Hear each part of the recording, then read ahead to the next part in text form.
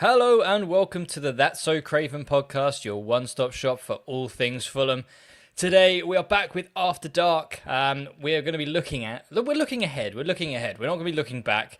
Although I say that in about 5 minutes' time, we are going to look back briefly, but we're looking mostly ahead at the Fulham versus Chelsea at the weekend. A potential double against our West London rivals. They probably don't consider us rivals, but I like to think we are. And I mean, to be honest, that's probably a topic we can get back onto.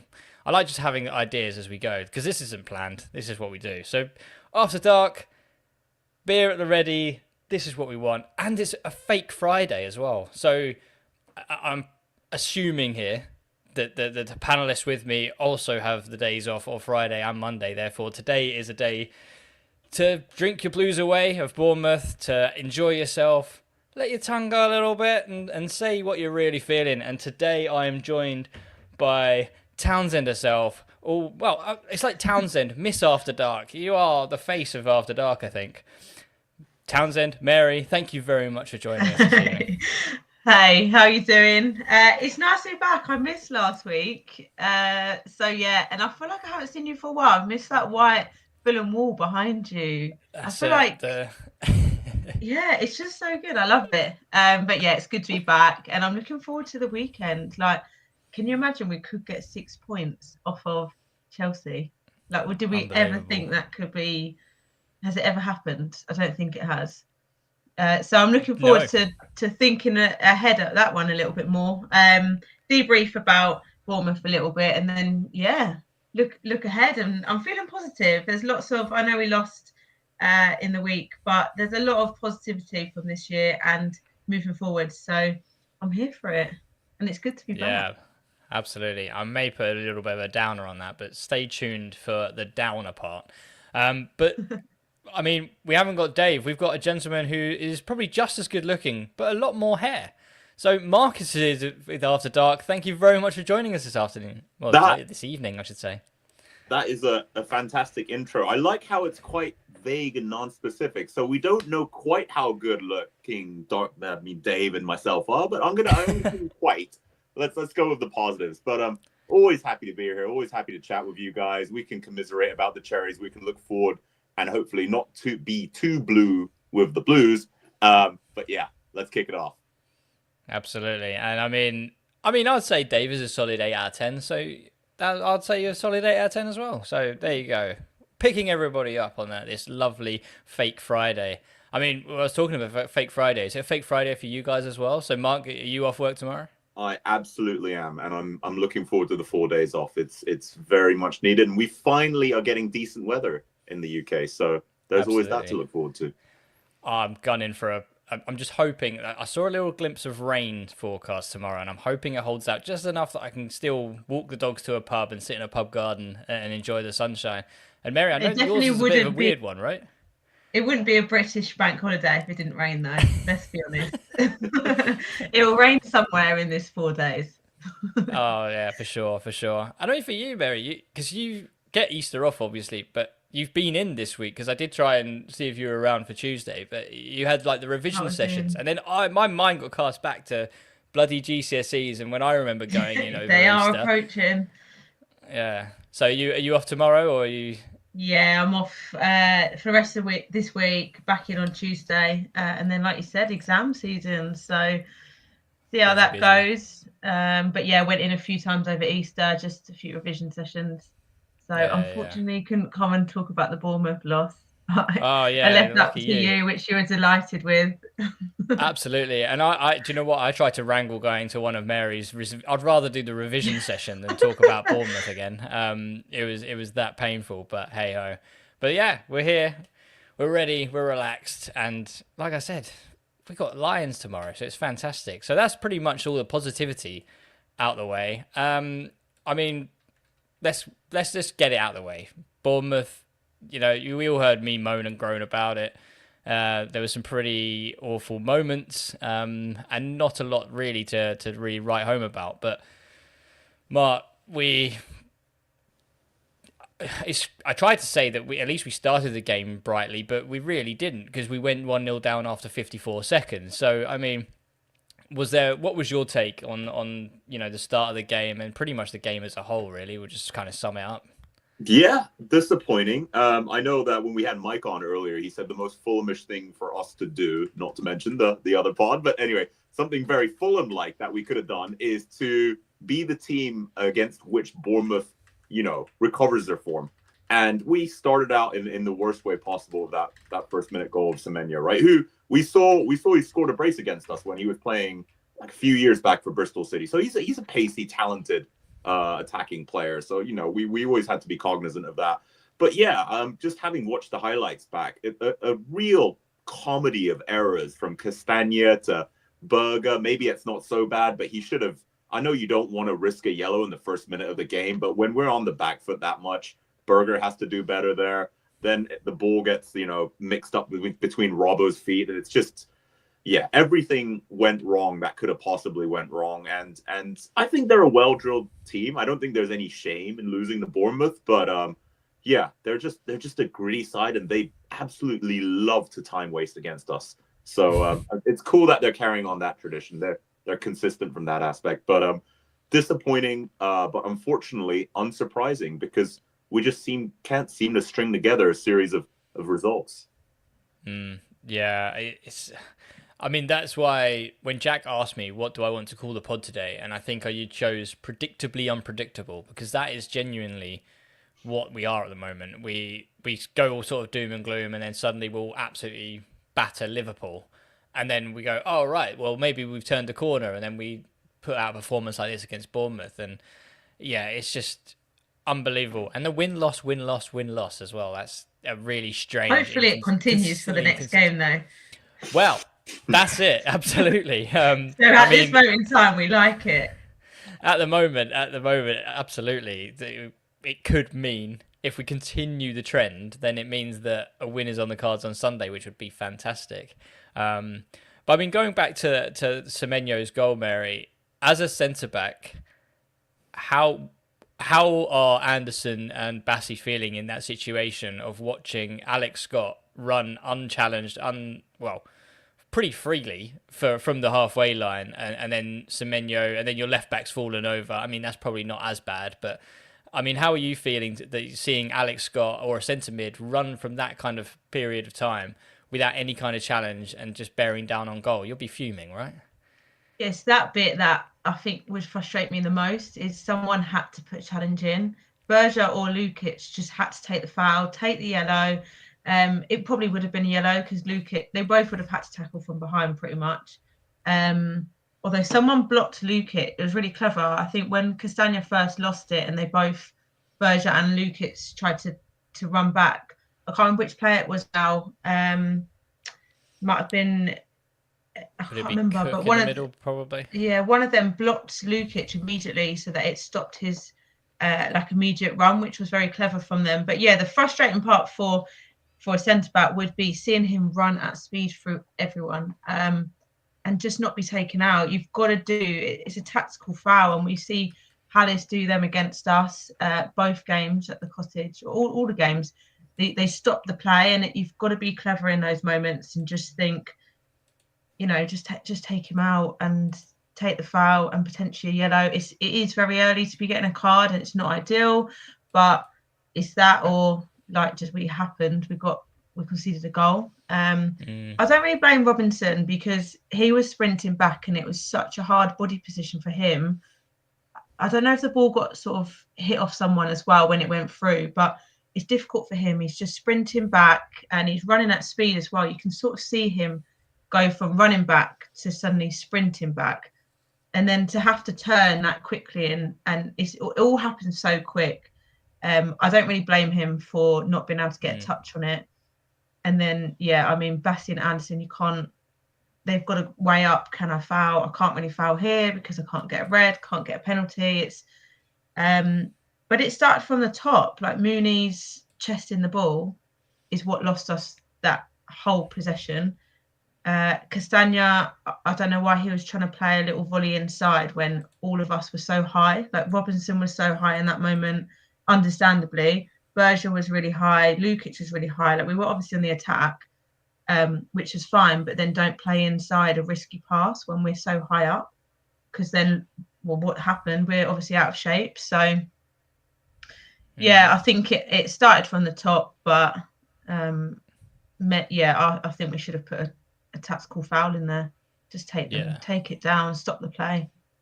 Yeah, I just had a quick look, and it was actually Evan Nilsson that blocked Lukic off quite cleverly, the striker. But when you go back to the Castagna moment, if you freeze frame when the ball's coming down to him, he's got so much time. He's got literally Berger in acres of space ahead of him. All he's got to do is just play a simple pass, and he just gets it completely wrong, which is a shame. And then, 1-0 down to Iriola's Bournemouth is a pretty tough game for anyone. But Mark, we didn't really get, apart from Evan Nilsson hitting the bar, I don't remember any other real sort of chances. I think Leno made a good save down to his right, I remember. But other than that, I think we probably had the better of the chances in the game. And I think that's what kind of gave me a bit of a sour taste at the end of the game, was they didn't really create much. We created more. We just hit everything straight at Kepa. Would you say it's a fair take that we probably should have got something out of that game, given the chances that we created and actually limited Bournemouth to?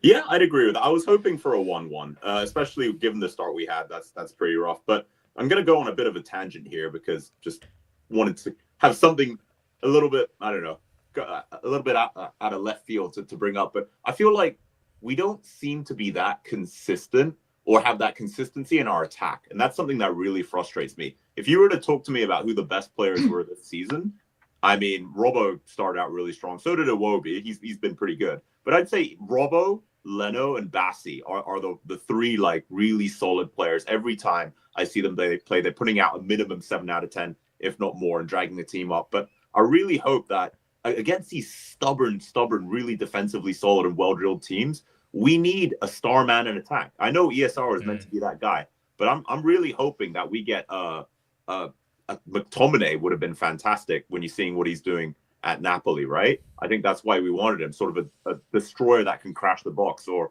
a goal-scoring winger. I hope we bring that in, because I think that absolutely changes the game. Once again, on a little bit of a tangent, Palace got smacked 5-0, right? How? Yep. Because they have their low block. They're very well set up, but it's from Murphy running down the wing and really opening them up, getting a beautiful goal in there, and then now that opens up the whole game. I think we need to do that next season, or maybe, I don't know, Muniz can work on being more clinical and not aiming it at the bloody keeper every time he gets a shot. But maybe I'm being a little bit harsh there. What do you guys take on it? Go ahead, Mary. Well, yeah, I'll just go off the Muniz moment. Like, he did have a good opportunity, didn't he, in that game, when him and AP pounced on that ball, which is good. Like, they pressed so aggressively there, which was good. But I think he rushed. Normally, like, I'd probably trust Muniz in that moment to get the ball on target, but I think he rushed a little bit there. But I know there was another option. Could he have passed to AP? But then I've looked at it again. I don't know if that pass would have got blocked off by either the two defenders or the goalie. But I do think perhaps we could have done better in that moment, which was a shame. But yeah, I don't think the pass to AP was on. I know he was in space, but I think it would have got blocked off. And I think it just summed up the evening, wasn't it? Just everything that we created. I think Cess had a chance, a header straight at the keeper. We had Muniz at the back post, straight at the keeper. Anderson from a corner, straight at the keeper. It's just, I think the only chance we had where we actually sort of found a corner. For those listening, I put inverted commas on that one because it wasn't really in the corner, but was the Iwobi chance where he managed to sort of dance. He sat someone down, tried to curl it, but it was still a really comfortable height for Kepa. He just wasn't challenged. I mean, for a goalkeeper who has made a few mistakes, hence why Chelsea have now shipped him out after they bought him for 75 million, I want to say. He's got a mistake in him. Stick a ball on his head. Just hit pot shots at him and just make him work. And we just didn't see that. And I think that's been a bit of a tale of the tape for our season, really, is where we just haven't taken those kind of pot shots. We haven't really taken some test the keeper early, see what he's about, kind of thing. And I mean, right at the moment, this is Sunday league stuff. Test the keeper early, see what he thinks, and see if you can get the better of him, because you can always catch him cold. And I just feel like that was something that we didn't really manage against Bournemouth. But and I guess the last. Go on, sorry, Mary. I was going to say, I think, like you said, they sort of kept us at only being able to have long range shots. Because Iwobi had his one, like you said, when he put someone on the floor and then had a shot. Other than set header, we were mostly second half, especially like we were limited to outside the box shots, which sometimes pays off. Like we know Iwobi can absolutely fire one in the top corner. But I mean, they had a 1-0 lead. They wanted to keep. I think there was a stat. The last 3 games have been winning or something. They've gone and lost or something like that. So oh really? For them, like they won. I can't remember if it was 3, but the last few they have had, they've then thrown away. So we did huff and puff. We did control the game a lot better in the second half. But yeah, they did manage to keep us out because, I mean, fair play to their tactics because they didn't want to throw those 3 points away. Yeah, and exactly that. And it was just a frustrating watch. I think it was the hope that you thought that one of these were going to drop for us at one point, but it just never didn't seem to happen. But yeah, that was Monday night. Bit of a disappointing away to Bournemouth.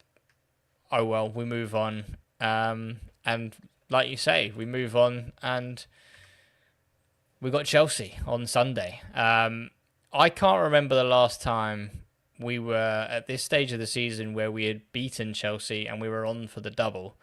Because I feel like when we beat them at the Cottage 2 years ago, we had already played them twice because it was in January. So I feel like this is probably the first time where we've actually won the first game, and the double is now on. And not to mention, Chelsea are actually playing as we speak. And I think I just double check, and I will double check as I'm talking, but I'm pretty sure that they are currently 1-0 down to Legia Warsaw. And they've put out a very strong side of, Tosin, Kukurea, Drewsbury Hall, Palmer, Sancho, and Kunku and Jackson. So they've gone very strong. So they're not resting players ahead of Sunday, which seems very strange to me when you're already 3-0 up, I think. Bizarre. But hey-ho, that's why I'm not a manager, and I guess I've forgotten his name. Is it Maresca? Something like that. That's why he is a manager, because he knows more than I do and he knows his players better than I do. But I do think that, if you're 3-0 up and you're coasting, and I don't think Legia are really going to challenge you, you would sort of rest your players for the weekend because they've still got league position to play for. So I find that kind of disrespectful to Fulham. But, we this is their choice, not mine. But, I mean, Mark, going to you first, hearing that kind of thoughts that Chelsea are playing on a Thursday night ahead of Sunday, put out a lot of their stars out, including sort of Palmer and Kunku, who I mentioned.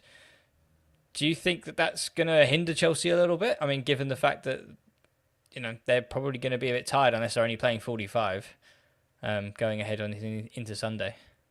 Yeah, I absolutely hope so. Palmer does worry me because it's the same thing as the Bournemouth stat, right? He's not scored in like 13 games or something like that. I don't know if that's changed recently. So it would be against us that he, score something absolutely ridiculous from outside the box, having ran past 3 of our boys. But yeah, I hope they're exhausted. I hope they're complacent. Having said that, it's still a team of superstars, right? Like the names that we're going to hear, like Cucurella, Caicedo, Enzo Fernandez, they're pretty good. But, having spoken to a couple of colleagues who are Chelsea fans, they started the season really strong, but apparently Maresca plays some pretty boring Parker ball stuff, is at least their opinion. So I wonder if they're going to try and do the same with us, and they're just sort of going to try and maintain possession and be very calculated about the opportunities that they take. But yeah, I would love for us to take it to them and to really put a certain former Fulham player in his place when he said, if you can't beat him, join him. And I'm pretty sure everyone knows who I'm alluding to. Yeah, he will get a very interesting reception, I think, if he plays. Probably even worse than Harvey Elliott, I would imagine. But I think Mary, Mark's just reeled off a lot of the squad. I mean, you spend £1 billion, you're going to have ridiculous stars at your disposal, and you just got to think that a lot of those players can definitely hurt Fulham. I mean, is there apart from, I would say, the obvious of Palmer, is there another player in the Chelsea ranks that you really think he could definitely do a bit of a job against Fulham and definitely one to watch on Sunday? I think Jackson up top could be a worry. I know he scored, I think, 9 goals this year in the Prem, and although it's not as many as like Palmer scoring and Jackson's supposedly their number 9, but I think he's someone that can try and be, especially against Anderson, pushing at the top. I don't think Bassey will have it, so as long as Anderson's on his game, then hopefully we'll be all right. But I think he's someone that will try and give a bit at the top. And then I don't know if Sancho will start or not, but he scored a good goal against Ipswich the other day in their 2-2 game, which, I mean, I know they were 2-0 down, but you've got to highlight the fact they had the attitude to come back to 2-2. Granted, one was an own goal, I think. But, yeah, Sancho, if he does start, he can pull out like a long-range shot. It reminded me of Iwobi's shooting, actually, like just inside the box, top corner. And then, like you said, they've got Fernandez, who scores a few. They can all get assists as well. Those ones, Cole Palmer. They've got a strong midfield. I think that's their strongest area. So we need to absolutely be on our game. Berger, Lukic, again, will need to do those fouls when necessary, because I think they'll try and break quickly if they have got it in midfield. But I think their defence is probably where they're weakest, and we've got to try and take our opportunities in that one. We need to try and be a bit more just a bit more aggressive and have a bit more intent, I think, in our final third decisions, especially against Chelsea, who have, well, that is their weakest unit in my opinion. So but I think in attack, I think Anderson, if he plays, that is, but I'm expecting Anderson to play. I think he just needs to be on his game, and Bassey, as we know, will dominate that back line, I think.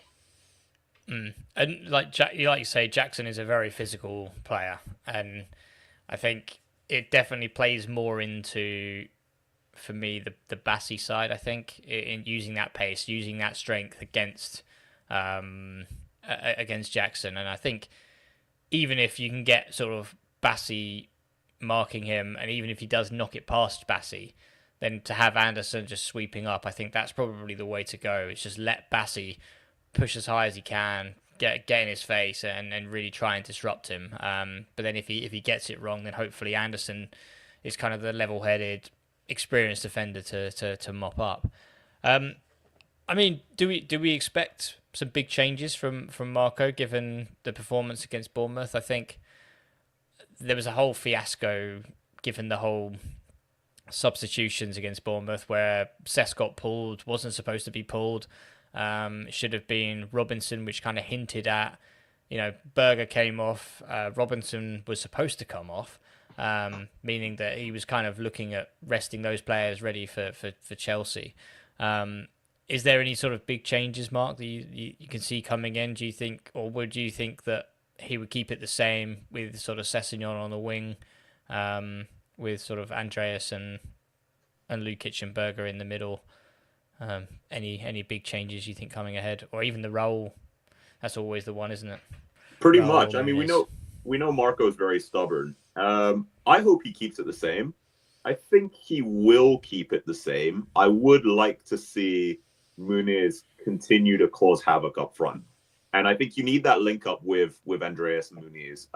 Another great point that you guys mentioned in the last pod was in our earlier seasons, Andreas would crash the box. I think we need that, right? We need to test the keeper, and if he spills, then we need to pounce on that, right? They will count however they go in. So I hope he keeps it the same. I like Seth's drive. I think he has an eye for goal. I think he still has a fair bit of confidence. So we do that. And if needed, we bring on whoever else. I would love to see Wilson get a run out if he's ready to go. I think he should just about be fit.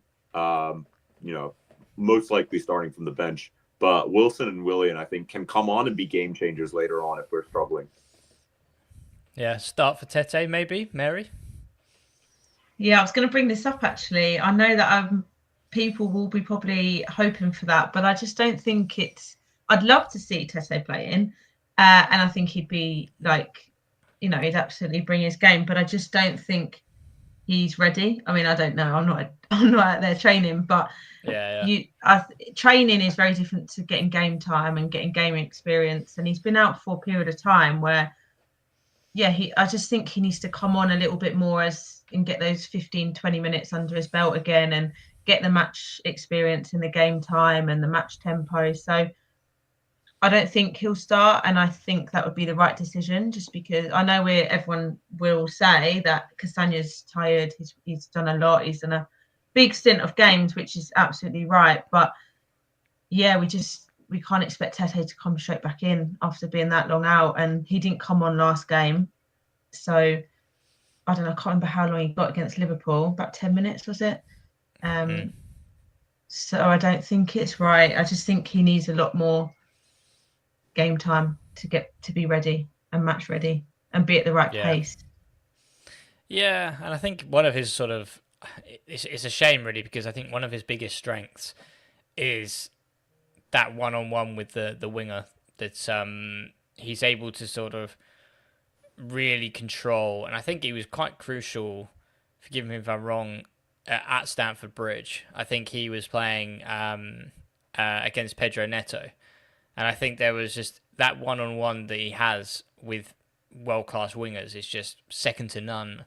I mean, an example that I'm more familiar with was watching him against Newcastle at the start of this season, where I think we walked out about 3-0 winners, and he was just controlling. I think it was Harvey Barnes. Harvey Barnes couldn't get a sniff, and then Anthony Gordon changed wings, and they swapped wings, and Anthony Gordon came over and didn't even get a chance. He just absolutely had him under lock. So I think he's a really key player in a game where the opposition is a team like Chelsea, where they've got Neto, Sancho, Madueke, Palmer, just world-class wingers from left to right. But I do agree with your concerns. I think from a fitness perspective, it may be just too soon for him. And you basically, in fairness, you don't want to give out his first run in about 4 or 5 months against probably one of the world's leading wingers in sort of like Pedro Neto and Madueke. Just absolutely rinse you and could potentially damage your confidence. But so I mean, Marco Silva's got to sort of control that and manage that better than I could ever think about it. I mean, I would just throw Tete in because I just love Tete. But no, I think I agree with you guys. I can't see Marco changing it too much. If anything, it would probably be Sessegnon, whose position's up for grabs. But honestly, I don't think he had a bad game. I thought he was probably one of the better of the players against Bournemouth. But also, as a Fulham boy, he knows what this kind of game means. So I think it's really important to have a player on the pitch who feels the emotion like the fans can feel. Hence why I think the thumbnail for this pod, I asked for Cess to be used, because I just think that there was a moment against Bournemouth where he just chased down the left back Kirkes, and I think it was from a Bournemouth goal kick, and he just chased him down and slid tackled and went out for a goal kick. But you could just see the determination on his face, just because he's fighting for the shirt, and you don't really see that very often for Fulham nowadays. Not saying that the players aren't playing well or playing for the badge, but there's just something about Cess. Maybe I'm just biased because I think it's just a fantastic thing to see him back in a Fulham shirt playing well. But for me, I think we could definitely see him sort of get a run out against Chelsea. And I think the team should stay the same. I think Muniz, his physicality, if he's playing against the back line, Mary, like you say, is really kind of ropey. I think he will absolutely bully Tosin. And he's just got to throw his weight around, get any kind of flick on it. But he needs those people around him just to sort of gamble on his flicks and gamble on him getting a touch on something, which I don't see enough of. especially when Smith throws on the pitch. I don't see him getting close enough to the striker. But that's a player that we'll come to. I mean, looking at sort of Chelsea's recent run-in, we mentioned Ipswich game where they were 2-0 down. Obviously, they took the game to Legia Warsaw and won 3-0 there. But in the league, they've kind of had mixed results. They've had a 0-0 draw with Brentford. They beat Tottenham 1-0. Not impressive. Losing to Arsenal 1-0, fair enough, kind of understand that. And then beating Leicester 1-0. So it's kind of not a mixed result. I guess it is mixed results in a way. They're not losing many games, but they're not dominating games. They're not blowing teams away in a way that you would expect them to, and they probably would have at the start of the season that you mentioned, Mark. So, I mean, looking at those kind of results, looking at players potentially not scoring as many as they were at the start of the season and performing like they were, you got to start to think, Mark, that this is potentially a great time to play Chelsea and solidify that double potential as a Southwest 6 double over Chelsea for the first time in our history, I want to say, in the league. I'm going to play it safe. Premier League, definitely. But I'm pretty sure it's league as well. That feels fair. Yeah, the double would be incredible, right? We'd make history. You're right. Given the names we've talked about, right, and Cuckoo and Madueke and Palmer and Sancho, that's a lot of firepower on paper. So it's good that they're misfiring, and hopefully it continues for at least one more game. But yeah, it's a good opportunity. We also know that Tosin can play an absolute hospital pass at any moment, right? So we need to bet on that. We need to almost like, I feel like if we could bait him into that, like leave a gap where he can see a nice through ball, but just have someone ready to intercept it, that would be a thing of like pure poetry. So yeah, we can get at them. I also, look, I'm perhaps going to show my ignorance here, but they bought a lot of guys from Brighton, right? Cucurella and Caicedo and Sanchez, but is Sanchez really that much of an upgrade? I don't know. What are your? He's playing at the moment, is he? He got dropped, didn't he? Oh, okay. I mean, they have 9 I might be wrong. So like, yeah, I was going to say they rotate goalkeepers like we rotate panelists on this podcast, but it's just ridiculous. But I mean, okay, Sanchez did play against Brentford, and he did play against Ipswich. So you're quite right, it is Sanchez. But tonight it's I think it's a young goalkeeper, Jorgensen. Okay. So they've tried out something different, but Sanchez has a mistake in him, doesn't he? He's just not a very good goalkeeper, in my opinion. Yeah, like you said, like Tosin as well. Like I think that's a great point. Like if we can direct our press, where we want him to play into, and try and make him make that hospital pass. If it's Muniz and AP, we know they've got such hard work, and we know they'll press aggressively and chase things down, and Muniz's presence will be felt. So I think that's a great point, like how we can put Tosin under pressure. And I think as fans as well, we can absolutely help that, because if we're at the Cottage, if we get behind them, and especially like how I think they've got quite a poor atmosphere at the moment with their fans and their manager and their players, and especially after Ipswich, I think it came out a bit more Ipswich in that game, but they've got quite a bad atmosphere at the moment. So if we can try and pounce on that as well, and like bring our atmosphere and start quickly. I mean, if we get the first goal, that would be amazing. But yeah, I think if we can really be that 12th person and 12th man and be in Tosin's ear and being like the encouragement for us, I think that will be felt on the pitch, which is important. So we've got to definitely bring it on the weekend and make them make mistakes. I think they are wasteful, and they can be wasteful in the final third, and they can be wasteful at the back. So we just got to be ready for that. Absolutely. And Jim has confirmed it in the chat. He says that we've never doubled Chelsea. So, you could have been born and lived through any timeline, but you're here right now, living through the moment where Fulham could do a double over Chelsea. So, what a time to be alive. But But no, I think you make some valid points. I mean, I think Tosin is definitely vulnerable to his confidence as well. If the fans are going to be up for it, and I mean, I don't think there's any kind of real second guessing. I think the fans are going to be up for it. I don't think I've ever been to sort of a Chelsea game where the fans haven't been very, very vocal, even despite the result. They're always up for it. So I expect the Cottage to be very loud. And I mean, it's a hard place to come for these sort of big six sides, as we've sort of proven. We're really sort of taking the games to these bigger teams who seem to come at us, and we seem to find those gaps in behind that we are able to exploit and sort of play our game. I think there is an element that I would like to see more of, which is I see that we stick to a game plan too much, regardless of who's on the field.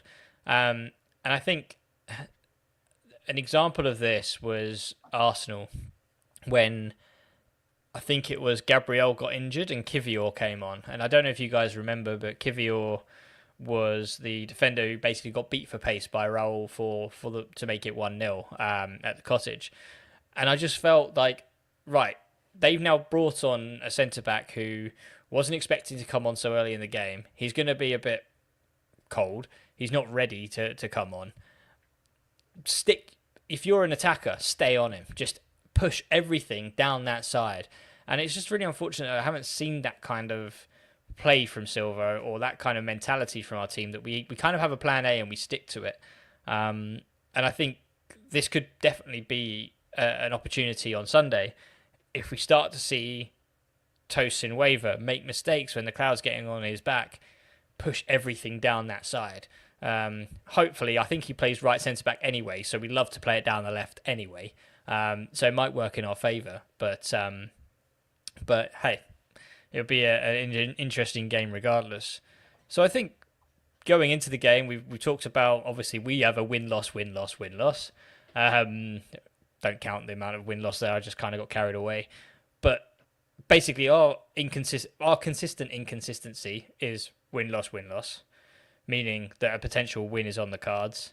Chelsea are not blowing teams away, and you know, they have struggled against the likes of Leicester, who they only put away 1-0, Ipswich 2-0 down, got it back to 2-2, fair enough. But again, they are arguably probably one of the worst promoted sides in a long, long time.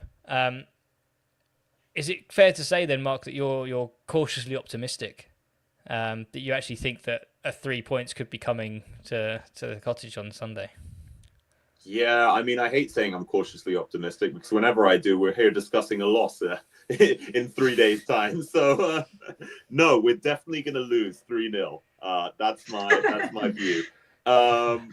Yeah, I mean, they're there to be got at, and I think just maybe I'm reading it into it too much, but they have a couple of hotheads in their team, right? One thing that really ticks me off, must have been last season.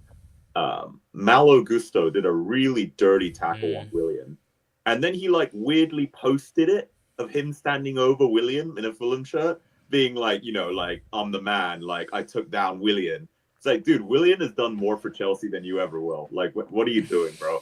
So yeah, but someone like that, right? Someone who's going to be very emotional. I think we can exploit that if we're clever about it. But the way Silva plays, one, he's stubborn, so we stick with the same tactics, and we also play super cleanly. And I just sometimes wish we had a bit more streetwise, and we kind of, you know, like a little bit like Anderson does. You know, we just know how to do that little bit of nudge. We know how to get in someone's face and draw a reaction that the ref has to respond to. Yeah, I mean, there was a master, wasn't there? A master of Alexander Mitrovic. He could just get in your head. Was an absolute brute of a man to look at. But as soon as you made that one move, he'd go down like a sack of shit and get you sent off. He was a master at it. But I do want to add, like, I know that we've been losing, obviously, our win loss, but if you think about it, with the losses we've had, they have been really close. Like 1-0 with Bournemouth could have been a draw, should have been a draw. 2-1 with Arsenal, again, could have been a draw. Okay, Palace, but that was in the cup. We'll ignore that because that was heartbreak. Wolves, like they're very different. They're very close. Wolves we won, sorry, but other games have been very close in our losses. And actually, if you think about it points wise, this odd run that we're having, we probably end up with more points than if we'd started drawing a few. Because actually, we've got 3 points out of the last 3 games because we've lost 2 and won 1, obviously. But if I had us down, I think, to draw with, when we did the predictions the other week. Yeah. I said we'd draw to Arsenal, draw to Liverpool, draw to Bournemouth. So I said we'd have 3 points by now, which we do, but in a very different way. So I think like it is really naff to lose, and no one likes it, and we hate it. But then if we look at it in the way we're losing in the games, they are quite close, and we are still on the same points that perhaps we thought we could have. I have put down that we're going to beat Chelsea, so I'm hoping that one does go. But yeah, I just wanted to look at it in a different perspective, really, and just sort of accept we are still probably where we thought we would be points wise from the last 3 games. Yeah, and that is completely valid, and that is a great point that we are still on track if you think about it. I mean, we were very optimistic, I'd like to say. I think all of us put down in the run-in that we would be breaking our record points total. So even with that really optimistic view, like we say, we're still picking up the points. We're just not picking them up where we thought we would, which is great. But hopefully, I think a lot of us put down Chelsea as 3 points. So hopefully that does come in. But I think there's going to be a lot riding on this, especially from a Fulham point of view. Of yes, it's our rivals, and yes, we want to do the double over them for the first time ever.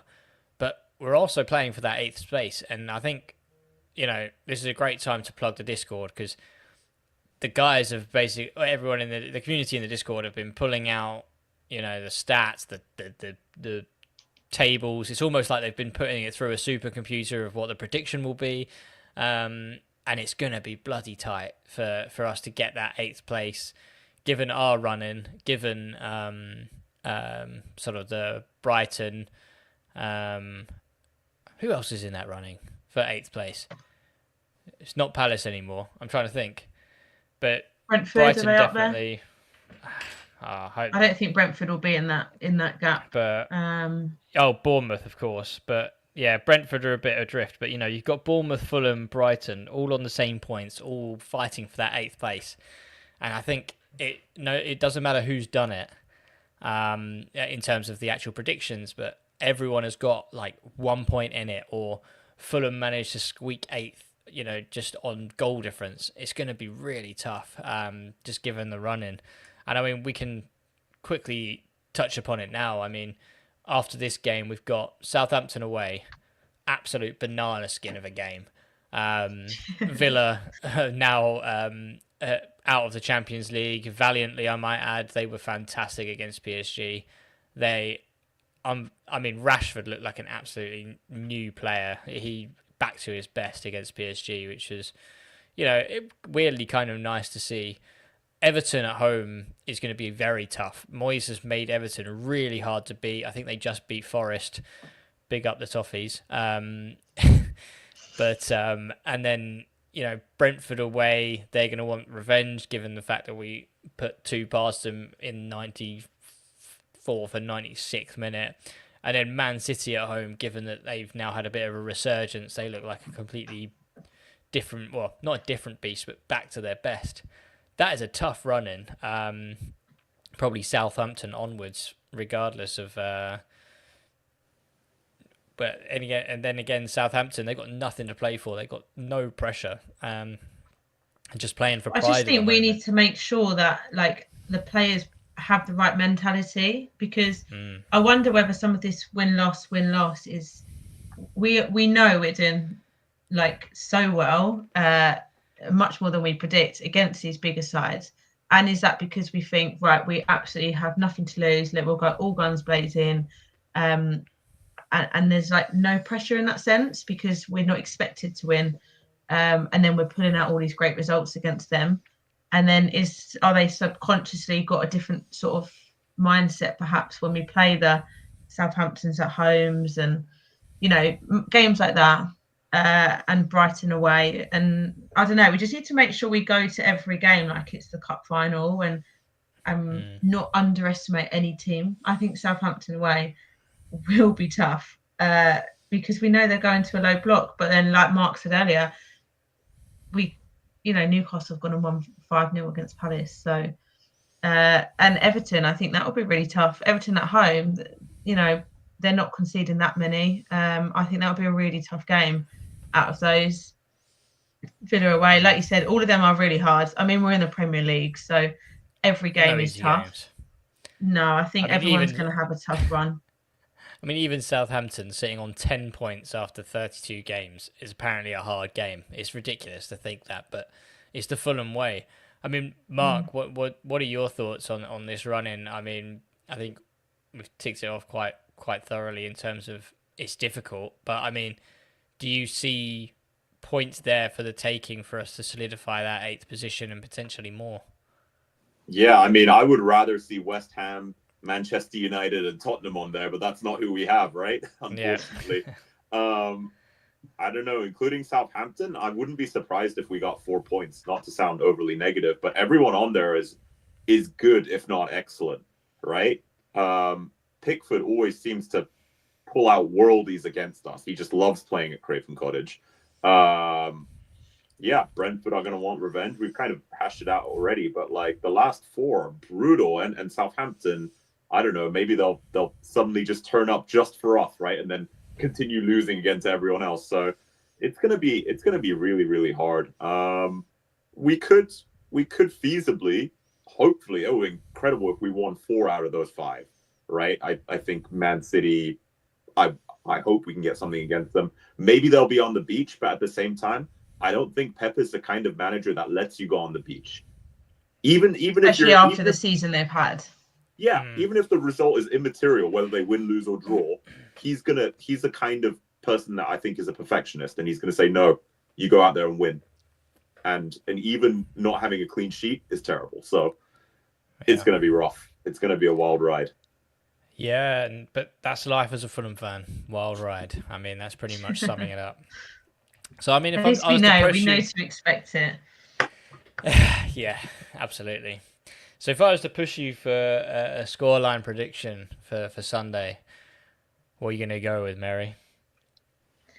Do you know what? I'm going 2-1 to the Whites. Come on. I'm feeling it. I think we can, 2-1.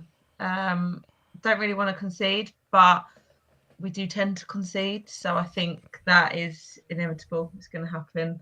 But if we don't, I'll absolutely take that back. Yeah, I think we can go 2-1 win.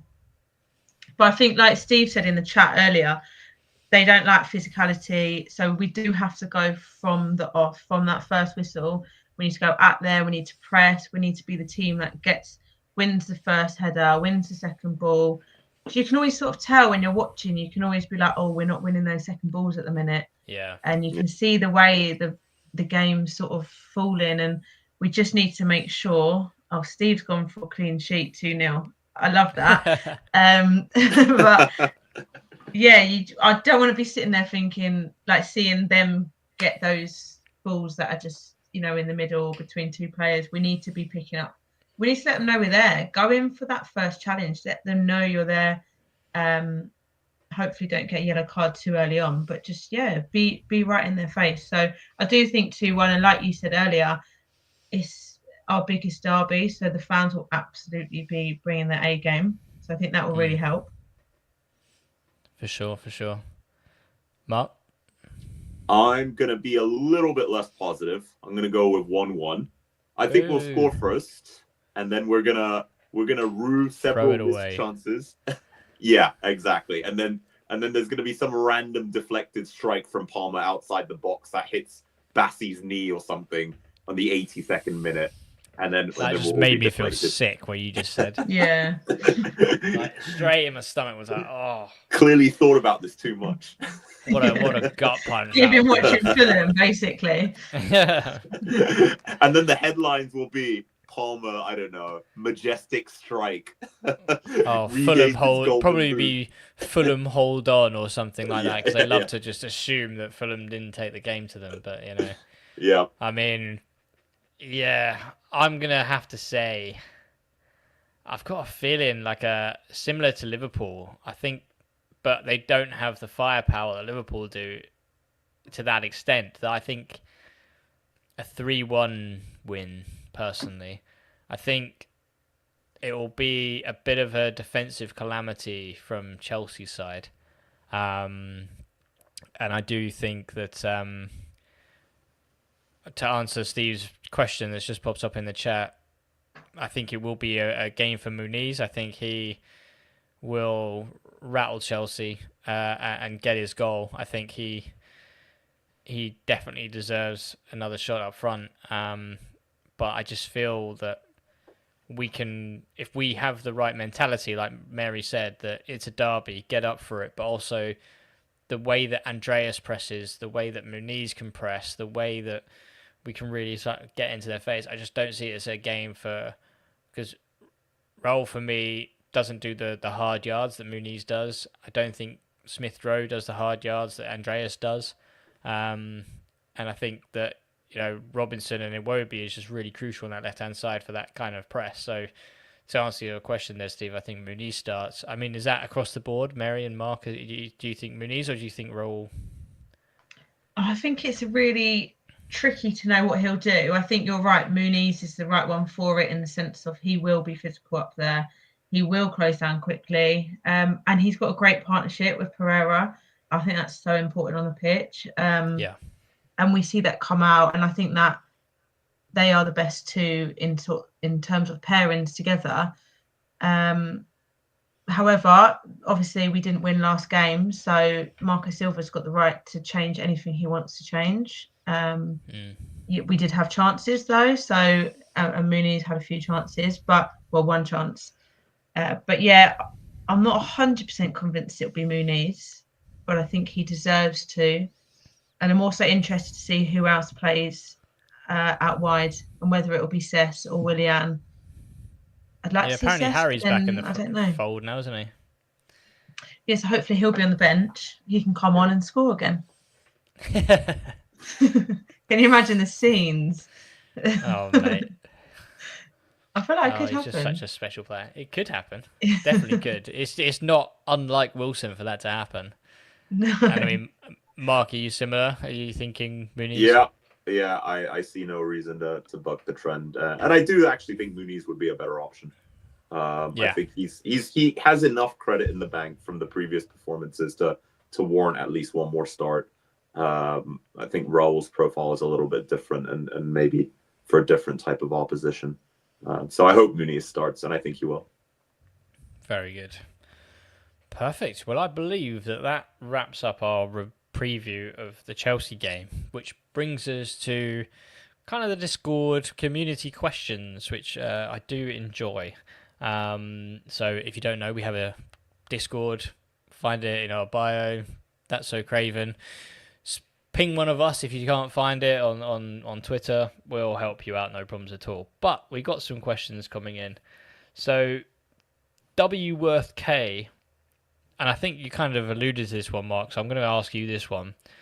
Why can we not break down a low block, and what can Marco or his successor do in order to change that?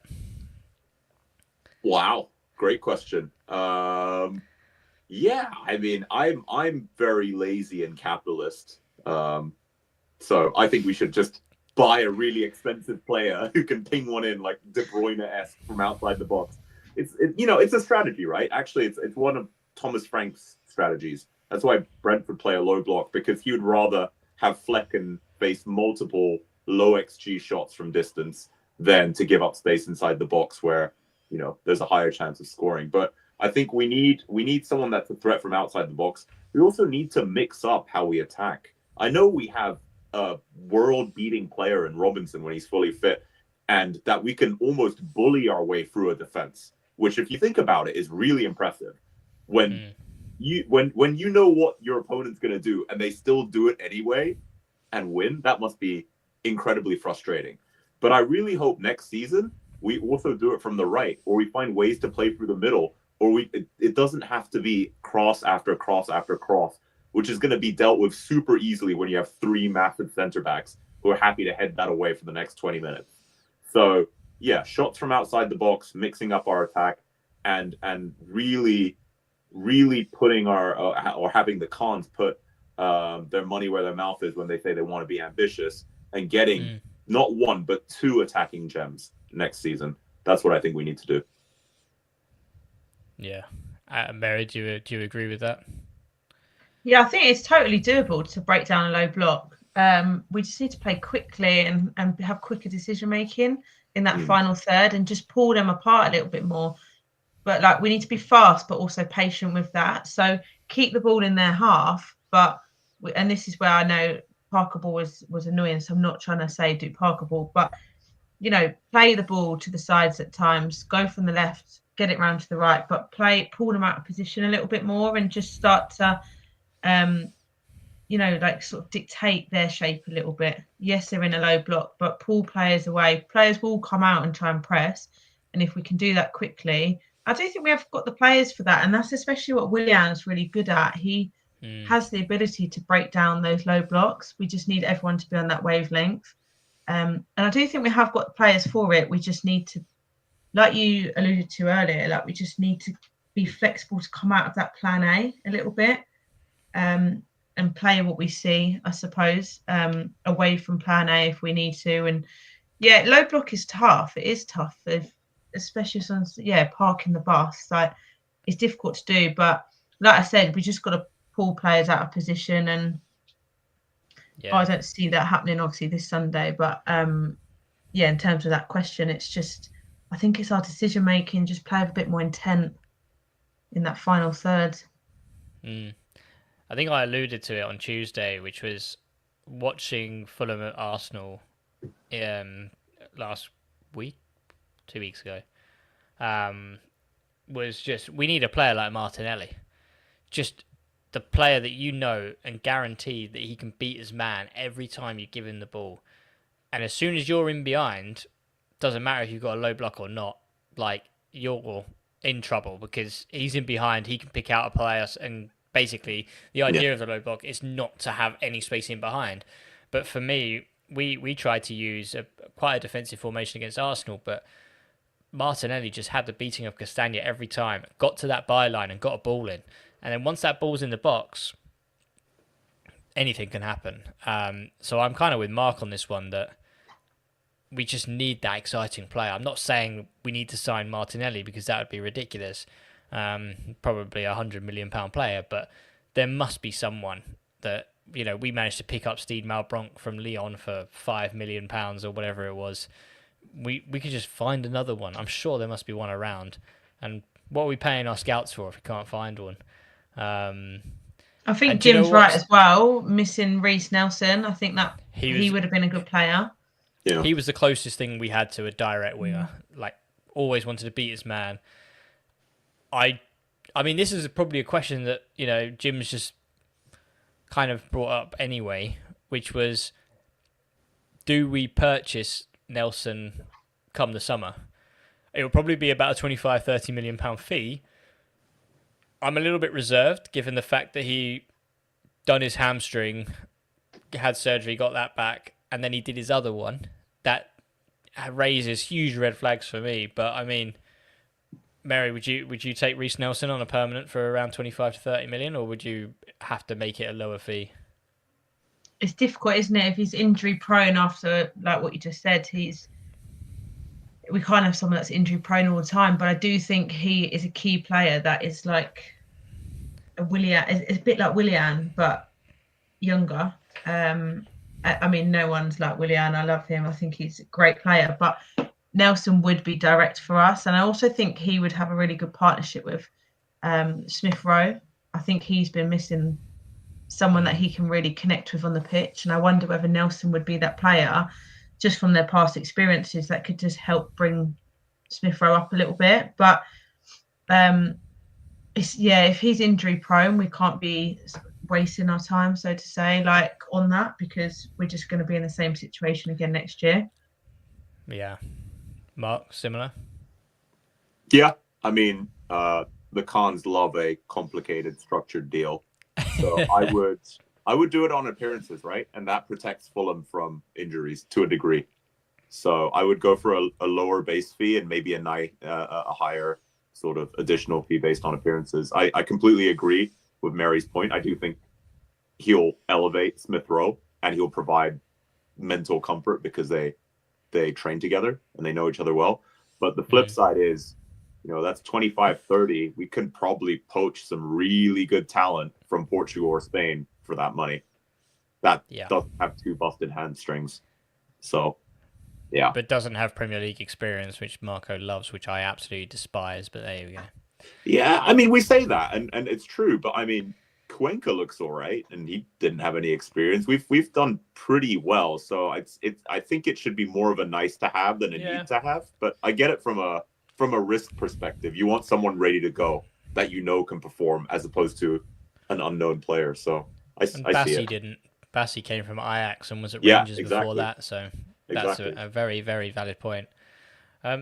Steve has actually steered the conversation very correctly, because this is a buzzing question that has come about the Discord a lot, which is, big question: would the panel take João Palhinha back for the right place or on for the right price or on loan? I've got my opinions, but Mary, would you take Palhinha back? If so, what conditions? Do you know what? I was gutted that he went, because I feel like he was really dominant in that middle. But I do think we've moved on without him. Although saying that, we've got half our team back now, with Cess back, Anderson back, Willian back. So we might as well just add him in as well. I think he's a great player, and I think he's so dominant. He does get a lot of yellow cards, though, which I know Lukic does as well, to be fair. But yeah, I just don't know if we need him as such, because I don't think he can't play alongside Sander Berge, in my opinion. I think they're sort of too similar in their positioning. But I think Sander Berge is maybe a bit more creative at times than Palhinha. But then Palhinha obviously can put an absolute tackle in. So I'm sort of sitting on the fence with that one. But I wouldn't be opposed to having him back. But I just wonder whether we have moved on without him. But then actually Steve's made a really good point, like we are conceding a lot of goals at the moment. So could Palhinha be that person that breaks up the play, which he would be? He's clever at that. He does put the tackles in. Mark? Oh yeah, 100%. Blank check. Not a blank check. He's 29. But for 30, I would take it. We need to upgrade the squad, right? I think it's all dependent on a number of factors, like how much money we have and Europe, if that's still a question or a possibility. But we're going to move on some players, right? Reedy's probably going to go. He's definitely an upgrade on Reedy, easily. And going back to earlier in the pod when we were talking about, fighting for the badge, showing energy, bringing the rest of the team up like Cess did with that slide tackle. One of my favorite moments from last season was when he comes in with that last-ditch tackle in front of Bukayo Saka and blocks the shot and then wipes out Saka as well, to the point where Saka is so frustrated he deliberately clips him as he stands back up, right? And Palhinha celebrates that tackle. That kind of energy, I think, is infectious. I think he will shore up our defense. He has the odd goal in him. The dude is just a warrior. He doesn't know when to give up. And I think he brings a real strong mentality. And I think Silva would have him back in an instant. So I'm a pretty solid yes, if the price is right, and also if he wants to come back. Maybe he has higher aspirations. Also, maybe a team like West Ham can pay more, so he'll go there if he wants to come back to London in the Prem. So we'll see. But we can offer European football, so yes, we can. Yeah, we can. I said that with full chest. But I mean, for me, I'm torn. Part of me says we sold him for 50 million. Bayern will probably want 50 million because he wouldn't have depreciated that much in their eyes. I can't see us paying 50 million. That being said, the formation that Marco started at the beginning of the season was Lukic sitting, Andreas a very forward centre mid with Smith Rowe kind of. We went into this sort of like 4-1-4-1 formation where we had two really attacking midfielders. And I think Lukic just got quite isolated. When we tried it with Berger, also got isolated. I do feel that if we were to have someone like Palhinha, he could handle that on his own. And I do feel like that would free up Pereira or centre mid, whoever it may be, to be freed up and be more attacking than we've seen recently. But I just can't see it happening unless it is for a loan with an option to buy for 25 million or something along those lines. I just can't see us paying more than 25 million for him just because of his age and the fact that, you know, like we said, Mark, if he's going to be a replacement for Reedy, I think 30 to 40 million for a replacement for Reedy is very expensive for someone who we're not expecting to start. But potentially he would start, but then that means that Lukic falls down the pecking order or potentially Berger, but it just gets really messy. Yeah. I just think part of me says he would be a good fit, but with the squad that we have, it's almost like we're just trying to shoehorn him in for the sake of it, and I just don't think that's healthy for the club. So for that reason, I would probably actually say no, just because of the mentality and the players that we have right now. He just doesn't fit the squad. Unless that's what I mean by like, I feel like we've sort of moved on without him. Yeah. And it's same with like Mitrovic, because I feel like it's a similar question. Like, would you have Mitro back? But we have moved on without me. I mean, we could still do someone. Yeah. But we could actually do with Mitrovic. But do you know what I mean? It's like we've rebuilt the team with what we've got. Like Carvalho, for example. Would you take Carvalho back? I think we've moved on with Smith Rowe and Pereira, and I just don't think he's any better. But yeah, it's an interesting one, and it's a sad one for Palhinha, given how much we all love him, and he went in such a nice way as departures go, that we all still feel so fondly of him, that it hasn't worked out. He was signed as Tuchel's man, and he is now under company and he's not being used. That's quite sad. I think he was sold an absolute lemon by his absolute lemon of a brother, who is his agent, if you didn't know. Yeah. But it's just a shame, isn't it? But hey-ho. We move on. We could potentially make Europe, and he's crashed out of the Champions League. But you might get a Bundesliga medal out of it, so there is that. Right. Well, that kind of leads us to the end of the questions, and anyone listening, if you have questions, there's a section in the podcast, in the Discord, which says podcast questions. Drop them in. We'll answer them to the best of our ability. And then I guess there is a bit of a disclaimer that we're not experts. This is basically pub chat. So this is what I think, not what I know.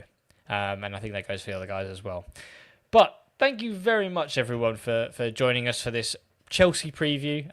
It's been a great discussion. And, I mean, Mark, thank you very much for joining me this evening. Always a pleasure to be here, Skibby. I'm looking forward to hopefully a very positive, interesting and fun match on Sunday. So let's go get them. Absolutely. Townsend, thank you very much this evening. That's all right. Love a bit of After Dark. And I'm looking forward to this Sunday. Let's hope it's a good bank holiday. I just feel like the atmosphere is going to be good, but hopefully it doesn't go like the Palace game where it starts. The vibe at that game pre-match was so good. So good. And then let's hope it continues in. But do you know what? I think this time, if there's like dodgy decisions, we've got to not get too irate about it. Because I think it goes a bit downhill when that happens. So I think we just need to go the game. We'll all be mad at 1:59. At 1:59, I'll be like, yeah, I'll be absolutely fine. I don't know why you're worried about me. And then literally the I'll first see you whistle. over to my right. Very I'll see you stood up. No problem. You know those people that like whenever their team scores, instead of celebrating the goal, they just go and they start like mocking the opposition fans. I'm like that, but with the referee. So whenever a decision doesn't go our way, I just need shouting at the ref irrationally. So that's why I go to football matches, not for the actual football. I can't wait for all the chants. We've got a good few chants, haven't we, for against Chelsea and Stamford Bridge falling down. So can't wait to bring them out. And it's not a working day afterwards on a Sunday afternoon, so we've all got Monday off. So lovely stuff. Straight to the pub for those winning baby Guinnesses. That's what we're all about. But no, we won't count our chickens just yet. But guys, thank you very much for joining. The chat has been lively as ever, so thank you very much, guys. It's been really does help out as well when you sort of ask questions during as well. Make me think and bring out some extra content that I didn't even think about. So thank you very much for those questions. And obviously the community on the Discord for giving us those questions before we went on air. But guys, thank you very much. Thanks everyone for listening. And, on Sunday, as always, come on you whites.